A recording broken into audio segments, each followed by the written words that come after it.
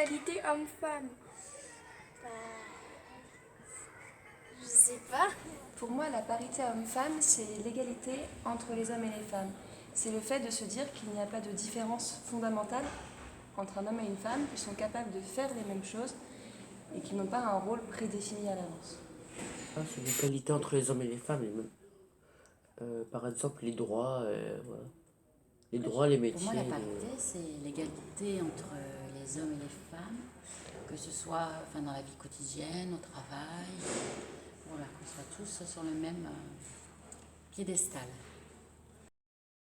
Bon, c'est pas toujours vrai. Bon, il y a quoi? Il y a une force physique, donc malheureusement certains se servent. Il y a de grandes différences. Conduire une voiture pareillement, tout au moins dans nos pays. Ben, ils sont pas pareils physiquement.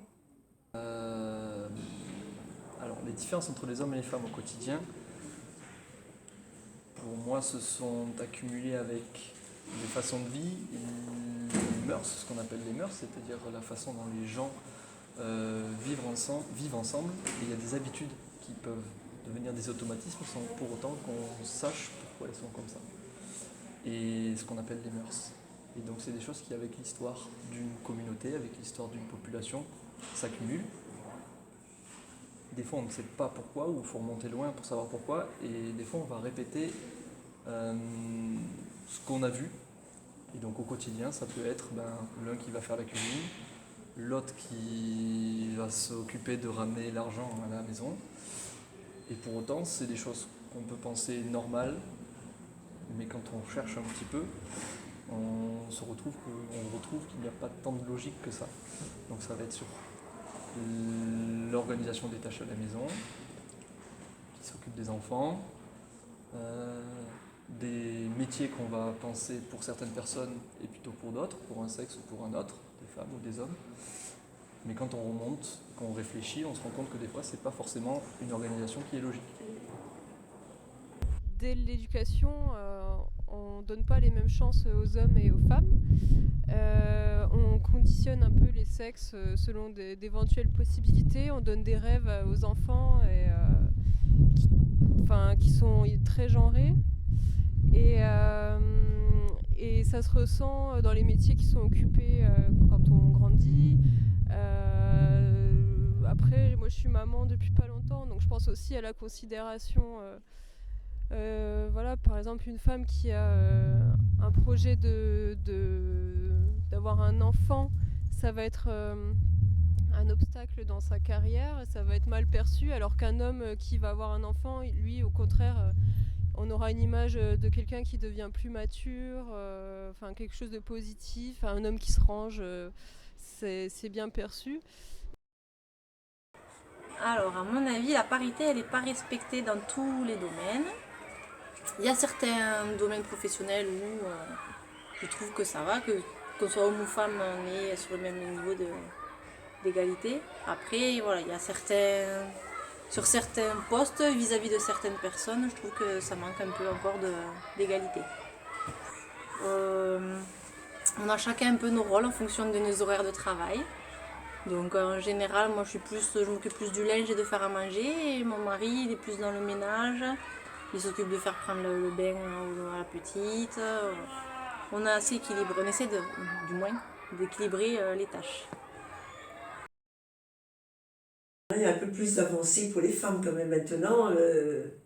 On essaye que les femmes sont faire un peu l'égalité avec les hommes pour tout, dans la politique et dans les communes. Maintenant, il y a l'école mixte, tandis que dans notre temps, il y avait une école des filles et une école des garçons. Et en plus, on n'était même pas à côté, nous, on était l'autre bout du village. Il y a des sujets qui du coup sont moins tabous, c'est-à-dire des sujets dont on s'autorise de parler. Et par exemple, que ce soit au cinéma, que ce soit dans les journaux, que ce soit entre les gens, je trouve qu'on en parle plus.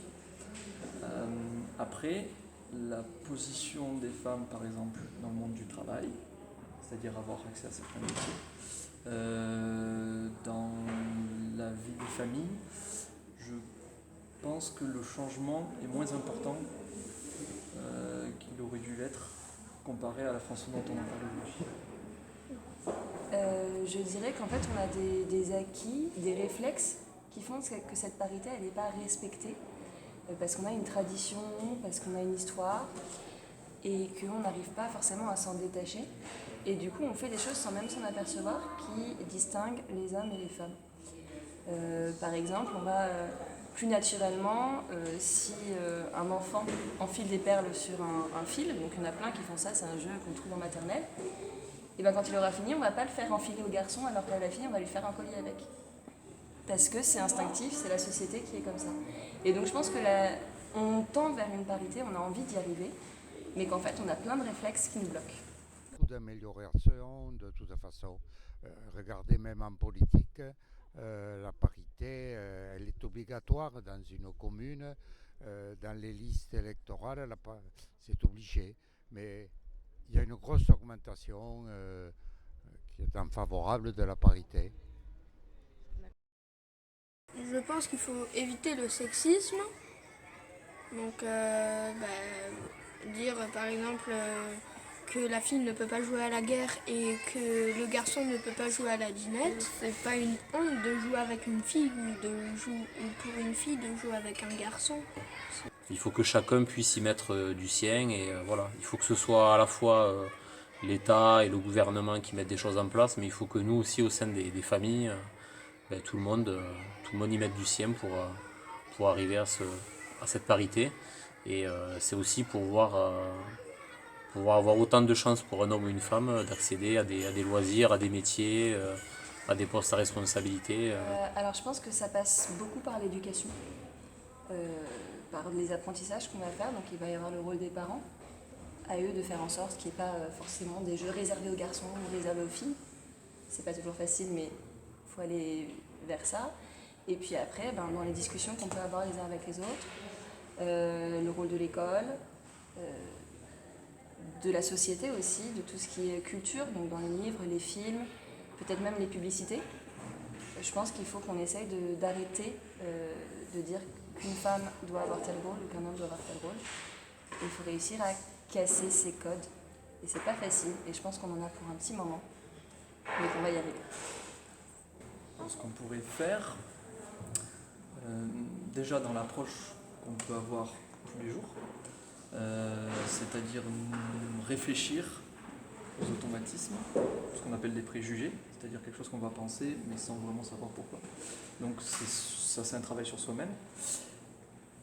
Mais une chose importante qu'il y a à faire, c'est commencer par apprendre aux plus jeunes de remettre en question justement ces règles-là.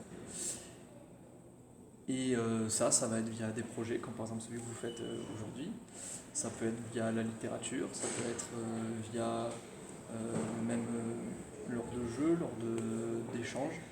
Donc je pense que le projet que vous êtes en train de mener justement, c'est quelque chose d'important parce qu'il faut commencer au plus jeune âge. Merci beaucoup. Merci. Au revoir. Au revoir.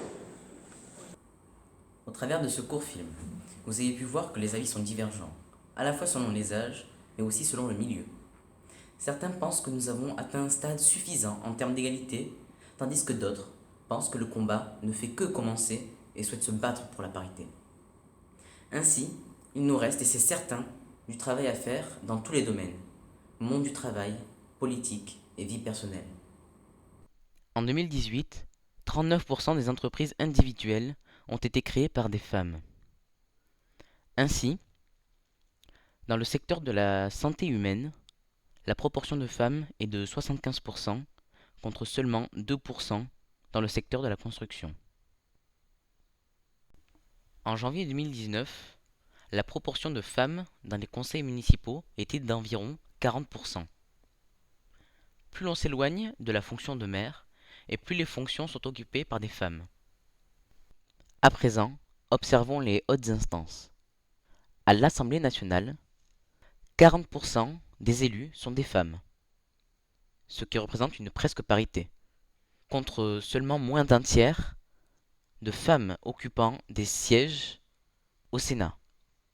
Au Parlement européen, 36% des députés sont des femmes. La socialisation en sociologie est un processus d'apprentissage de ce qu'on appelle des normes et des valeurs, c'est-à-dire des règles et des principes moraux qui vont dicter le comportement des individus tout au long de leur vie. Donc, quand on entend ici règles, ce sont ce qui permet à un individu de ensuite savoir ce qu'il doit faire ou ce qu'il ne doit pas faire, qu'il en ait conscience ou pas. Donc, par exemple, ça permet de dicter la manière dont on va s'habiller, la manière dont on doit parler. Le français est une norme, des principes moraux, donc comme l'altruisme, la méritocratie, le fait de bien travailler. Donc tout ça va conditionner le comportement. Et alors ce dont on s'est aperçu en sociologie, c'est que cette socialisation, donc cet apprentissage de normes et de valeurs, n'est pas tout à fait identique selon que l'on soit une fille ou un garçon. Les normes et les valeurs qui seront transmises diffèrent légèrement. Si les principes de vie en société sont les mêmes, les règles qu'on va attacher à une fille vont être différentes de ceux des garçons. Par exemple, sur les vêtements, c'est assez simple. Certains vêtements vont plutôt être privilégiés pour les filles et d'autres pour les garçons. Voilà. Si, depuis la petite enfance, on est socialisé à la différence, c'est-à-dire qu'on constate, là encore une fois, consciemment ou inconsciemment, que le traitement qui est le nôtre est différent du traitement d'un autre individu, on intègre l'existence d'une inégalité. Et cette inégalité, on participe à la faire vivre. C'est-à-dire qu'on va nous-mêmes, dans nos comportements, dans nos paroles, dans nos façons de penser, continuer à perpétuer l'inégalité qui traverse la société. Alors c'est valable pour le genre, homme-femme, mais ça peut être valable pour toute autre forme d'inégalité, comme des inégalités d'ordre économique, culturel, et ainsi de suite.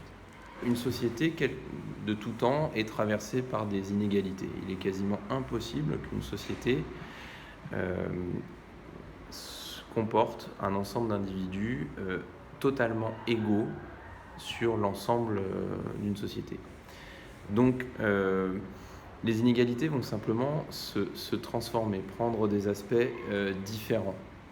Donc, à l'heure actuelle, les inégalités de genre, puisque c'était la question, qui ont tendance à être objectivées. Alors, objectivées veut dire on les rend visibles. C'est-à-dire que tout ce qui, jusqu'à présent, était considéré comme des propriétés naturelles, des pratiques naturelles des hommes et des femmes, ont tendance à être présentés publiquement comme étant des inégalités et donc des faits sociaux qu'il faut combattre. Et donc, on a tendance à être plus sensible dans nos sociétés à ces aspects-là et à tenter de ne pas les reproduire. Donc, dans les familles, les enquêtes sociologiques montrent aujourd'hui que la place des femmes tend à évoluer différemment, la répartition des tâches ménagères a tendance à être plus égalitaire, mais quand bien même ces inégalités auraient tendance à se réduire sur cet aspect-là, elles se transforment et se perpétuent. C'est-à-dire que sur d'autres domaines, les inégalités de genre continuent à perdurer. On le voit notamment sur la façon dont les femmes se font dicter, la façon dont elles doivent se vêtir. La question de la pudeur est aujourd'hui une question centrale, discutée au sein de l'école et au sein de la société. Et elle a plutôt tendance à ne concerner que les femmes dans le discours. Et donc ça, c'est toujours un signe d'existence d'inégalités différentes. Il nous reste beaucoup à réformer. Il ne faut néanmoins pas baisser les bras et continuer à se battre contre les inégalités.